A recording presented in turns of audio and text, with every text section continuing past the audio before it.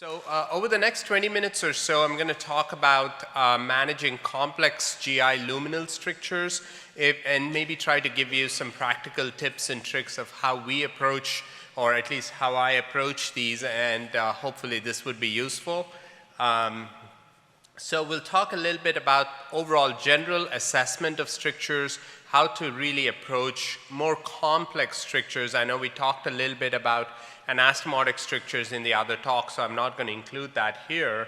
We'll talk a lot about esophageal strictures, but mostly, I think that gives us a general guideline or a pathway of how to manage other luminal strictures. I think there are some subtle variations in the luminal strictures depending on the location, but I think the general principles are same.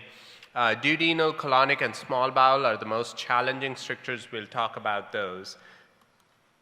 So anytime you're faced with a stricture and the intention is to manage this, to dilate it, I think the first simple question is this a benign stricture or a malignant stricture? Because obviously our approach to those would be different.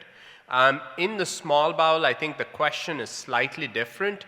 Is it non-steroidal related, or is there Crohn's disease? And if it's Crohn's disease, then is there inflammation or not? And we'll talk about that.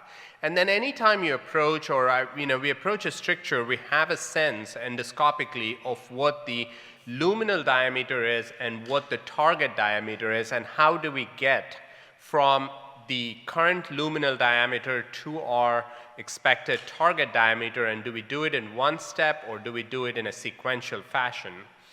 The other aspect of it, not just the cross-sectional circumference or what the luminal diameter is, but also the length of the stricture, I think is very important.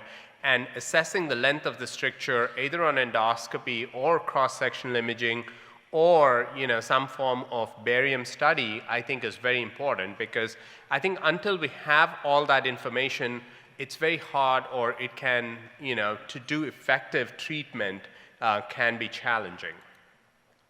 Now the other aspect, and we just touched upon, is there inflammation, ulceration? Those are the sort of the red flags or the warning signs, probably yellow flags that should go up.